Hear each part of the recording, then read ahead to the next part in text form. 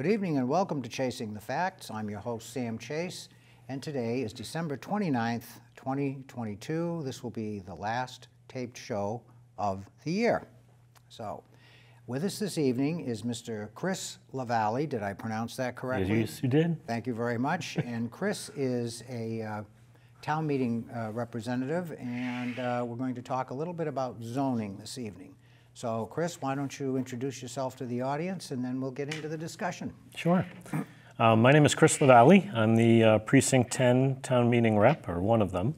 I grew up in Manchester, New Hampshire, and then eventually moved into this area with my wife's family, and became a town meeting rep not that long ago. How many years has it been? It's been probably about 6 now. Okay, so you're a veteran. Getting there. I work at Novartis, which is a pharmaceutical company, and I'm in the research and development IT department. There I do organizational design, process improvement, so I've got a background in project management as well. Okay, and hearing your resume, I am not surprised at any of those things, having watched what you did with these 3 zoning articles. So all of that is absolutely apropos to the work that you did. So what Chris did was bring forth 3 warrant articles in our last town meeting that relate to zoning and zoning changes. And Chris decided to take the route of the citizen initiative petition. So why don't you take just a second and describe for the audience what that is and how it works. Sure. So the citizens petition process is a process where anyone can bring a citizen's petition to get a warrant article presented at town meeting. You need 10 signatures from residents in town. The clerk verifies those signatures, and then it gets included into the town meeting. The deadline for submitting is usually about 4 months before town meeting. And so it's included in the warrant article that the select board approve.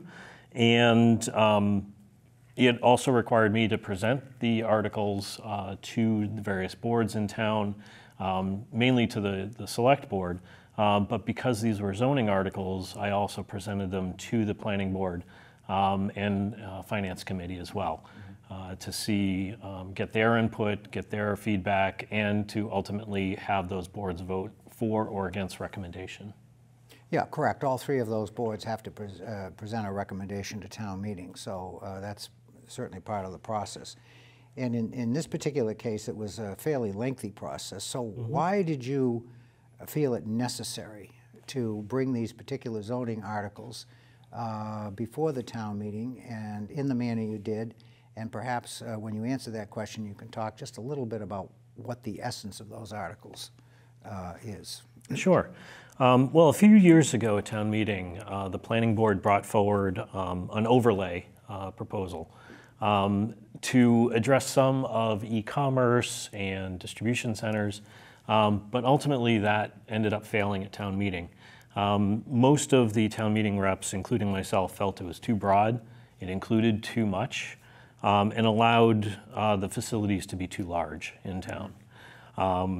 And during that debate, many town meeting reps made it clear that they wanted the board to go back to the drawing board. The planning board. The planning board. Go back to the drawing board and come back with something that was a little bit better and protected the town's interest a little bit more. So it had been a couple of years since that was presented, and nothing was happening within the planning board to address that.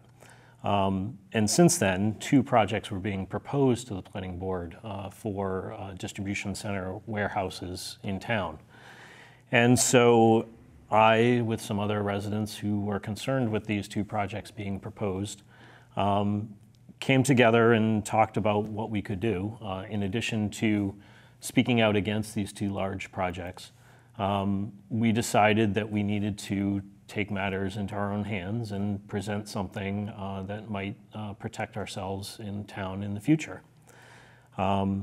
Unfortunately, these 2 projects are grandfathered in. But because these articles passed, we are protecting our town for from future projects like these.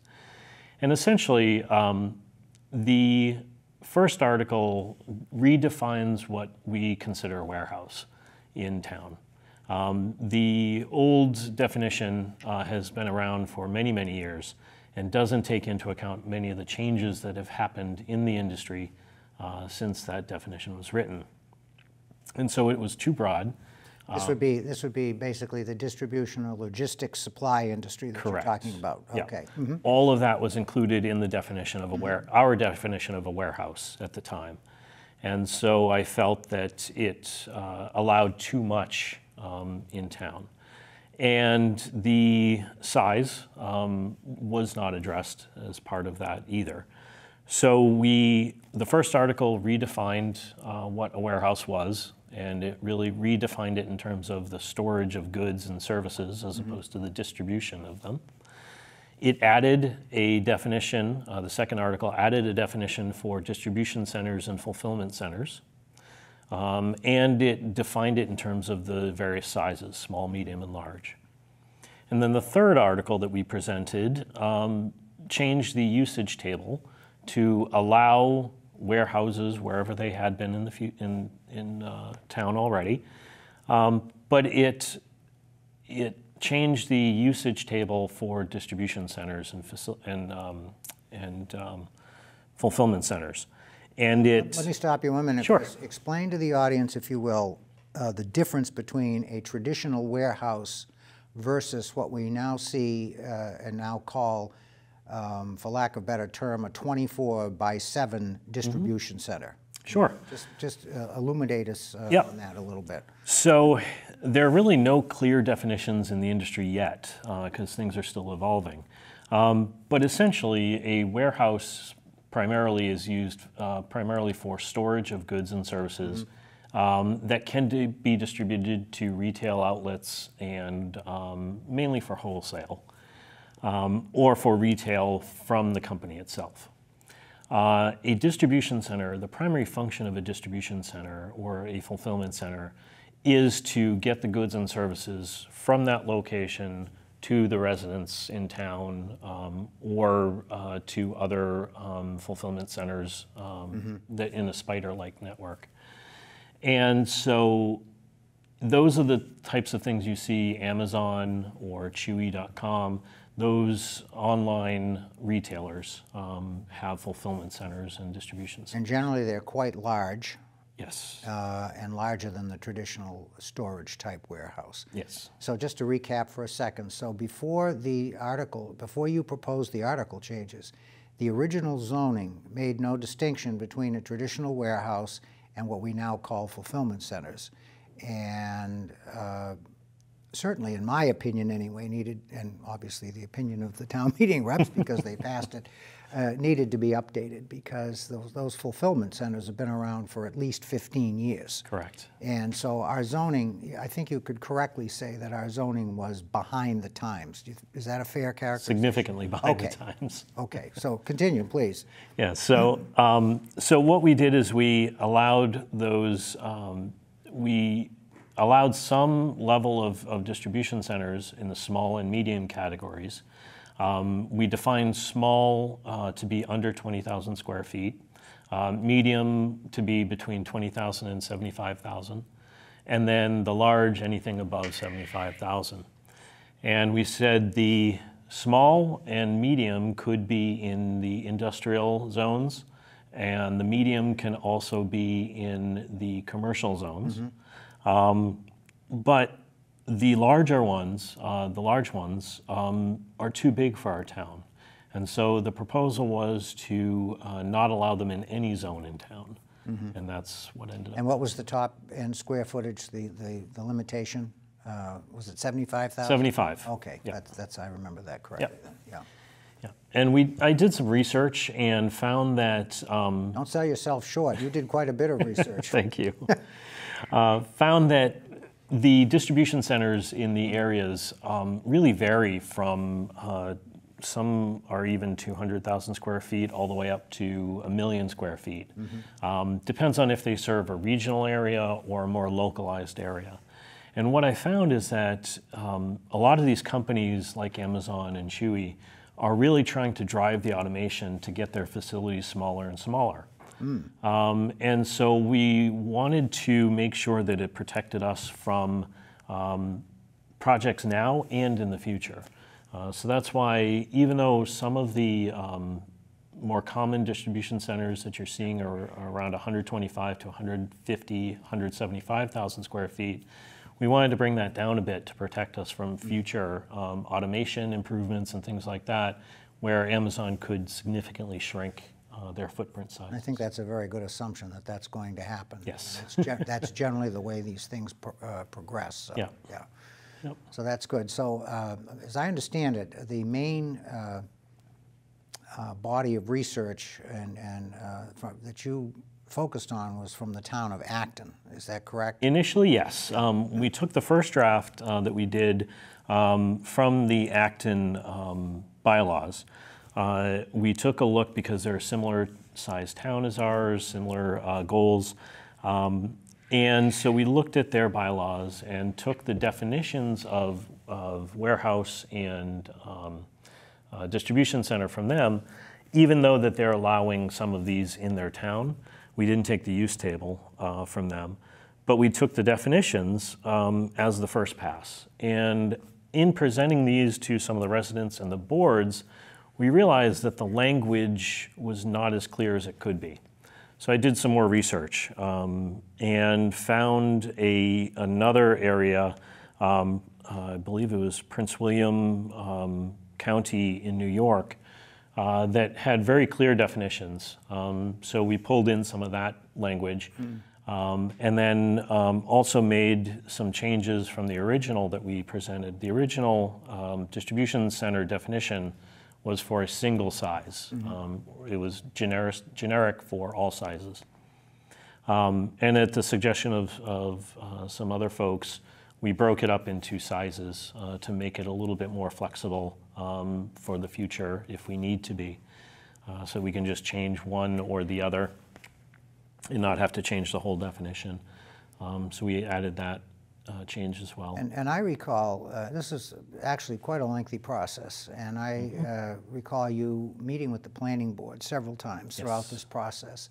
Now, was your thought initially, well, if I do these draft warrant articles and present them to the planning board, maybe I can get the planning board to adopt or endorse these and have them bring it forth. Was that part of your thought process? Yes, ideally, the planning board is the body in town that deals with the zoning, and ideally, I wanted to partner with them to get these to be the best they can be. And ideally, of course, I wanted the planning board support and approval for these as well. But at the same time, I wanted to make sure that it protected the town. I was a little bit leery because I knew that the planning board had received instruction from the town meeting a few years ago when they presented the overlay. So I wasn't extremely hopeful that they would completely be on board, but I wanted to get at least as much of a partnership as I could with them.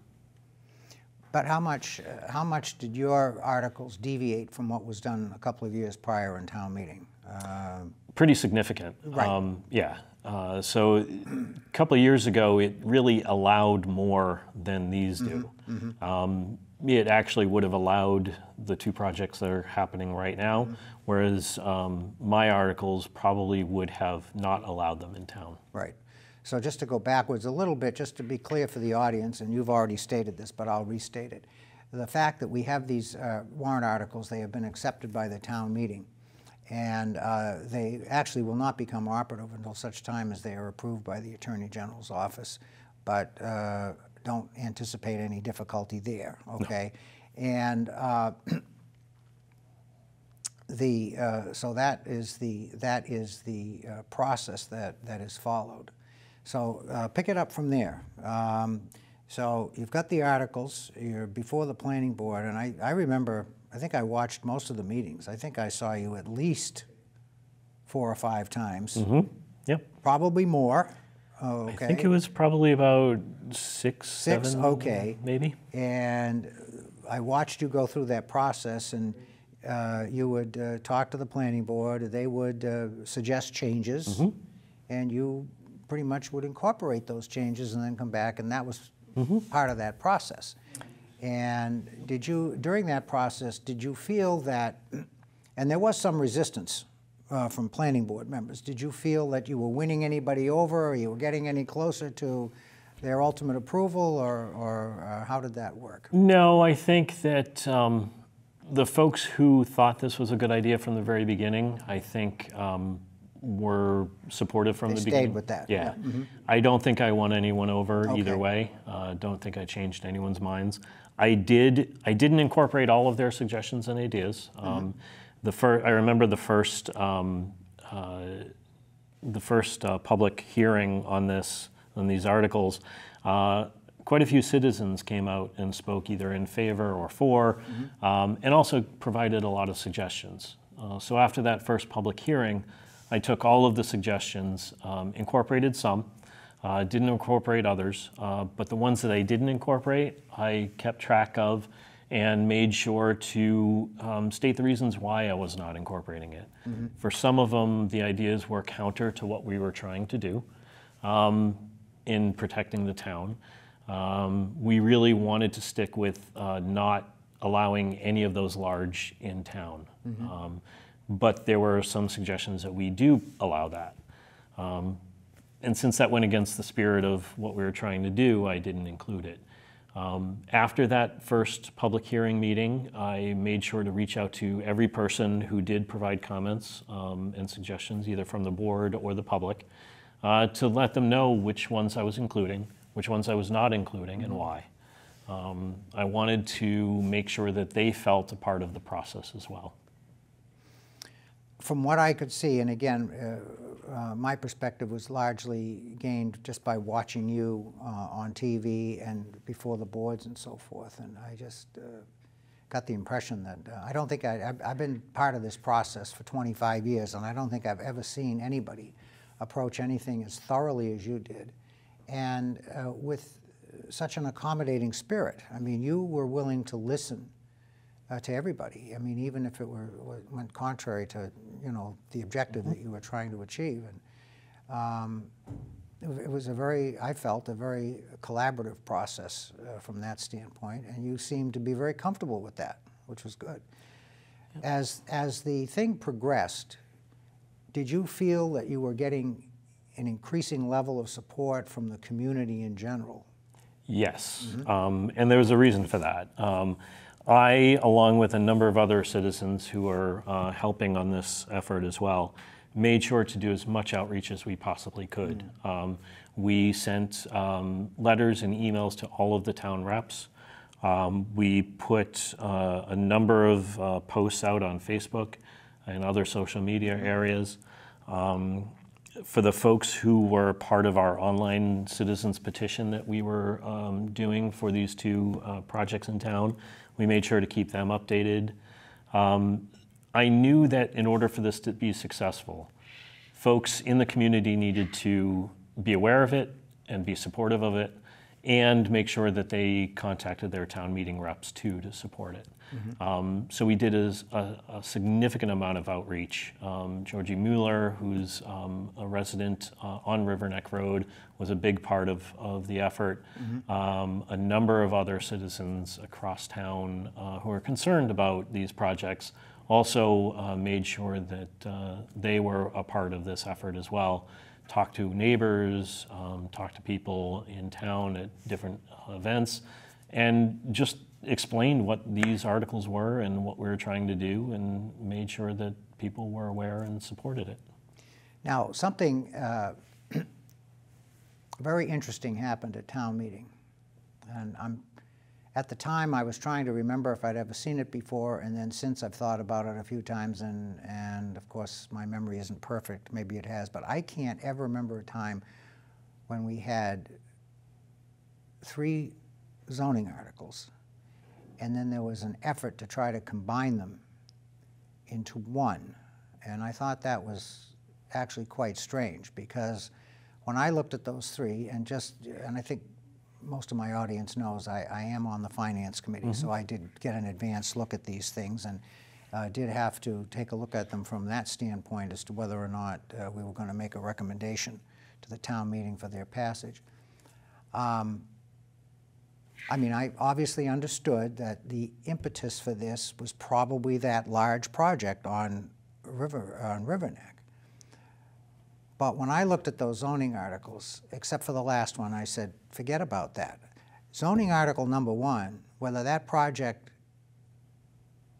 ever was on anybody's radar, that should be done anyway, okay? The zoning bylaws need to stay current with current trends in development.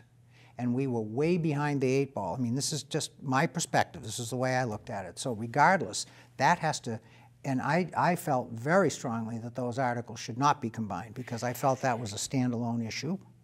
Certainly it's related, no question about it, but that is something that was almost a housekeeping thing. That's the way I looked at it. And then the other 2 articles I felt were quite specific in what they were trying to address. And I don't understand why there was an attempt to combine the articles. Do you have any insight as to why that was done?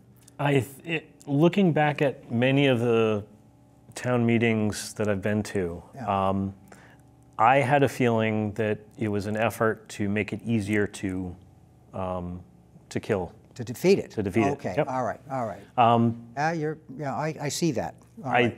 I believe that that's why people wanted to combine them. Because there were things that people didn't agree with in any one of them. And I think that the biggest unknown and the biggest one that people had questions about was the third one, whether we should allow it or not. And like you said, the first one, and I felt even the second one, are more housekeeping ones. I agree with that, we yes. needed to do whether or not we allowed the distribution centers or not. Right. And I feel that that's why I wanted to keep them separate, because we needed the first 2, and we can always debate that third one. Right. That was my feeling, that we could always debate it, we could adjust the sizes, the allowance. And so doing each one individually allowed us to have that flexibility if we needed it. If we combined them into one, it would, with all of the amendments that potentially may come up, Right. it would make it absolutely confusing. And then as town meeting gets more and more confusing, people shut down and tend not to. And it gets later, yes. And that's when people tend to shut down Absolutely. and defeat the articles. And I felt that that was the impetus behind that. And I thank you for addressing that honestly. I didn't have any doubt that you would, but that was my feeling at the time. I thought, you know, this isn't, and especially given the fact that the Select Board and the Planning Board did not support the articles. And I don't remember whether they didn't support all 3 or just the last one. I don't remember, but generally there was not a level of support coming from, from those. Whereas the Finance Committee was unanimous in its support of Articles 1 and 2, which I thought was, again, I looked at that almost as a no-brainer, okay? And number 3, to your point, was more controversial, and obviously the impetus for that, really, the thing that got that started was the presence of the River Neck Road project, and we understand that. And the debate there, and correct me if I'm wrong, I'll just touch upon it and you can get into it a little more. The debate at that particular juncture on Article 3 was whether or not we should allow the large distribution centers over 75,000 square feet by special permit of the Planning Board, or should it just absolutely be prohibited? Okay, that was the issue. And we had quite a discussion in FinCom about that, as I recall. And I mean, I'll go out on a limb and say there probably isn't really a right answer. It's just basically what your philosophy is with regard to the size of the town, the physical layout of the town, the places where these things can go, that kind of thing, and your vision for what the town, what you want the town to look like going forward. Okay, is that a fair? Yes. Is that a fair assessment? So that was the discussion we had in FinCom, and I think some of that slopped over into town meeting. We had the same kinds of arguments. So why don't you take a minute, and we've got about 4.5 minutes to go. Why don't you take some time and just describe what was going on with Article 3? So Article 3 is exactly what you said. The discussion about philosophically, do we want these large distribution centers in town? And I felt that it needed to be brought to town meeting to decide the yes or no. I didn't want it to be in the special permit area because I feel that that's placing an undue burden on the residents of town. I could get into a number of things with the current projects, but those projects have been dragging on for almost a year now, and it's taking a toll on the residents.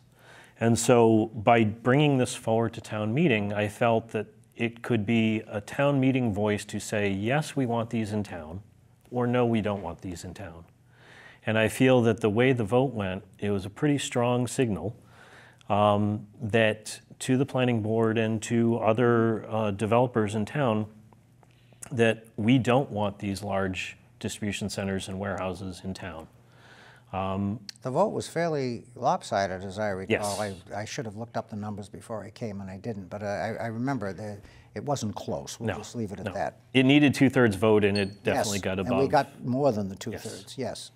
So I felt that that sent a strong message that the folks in this town do not want these large warehouses. And because of that, because this town is run by the citizens, it made it clear that we should not be allowing these in town. And there was no need to do a special permit. And that's the whole point of zoning. I mean, zoning is a community's expression of how the community wants to look physically, basically, okay? And, you know, you can get into these discussions about exclusionary this and spot zoning that, but the bottom line is, when this article passed, this Article 3, and now we are saying as a town, we don't want these fulfillment centers in town that exceed 75,000 square feet, okay?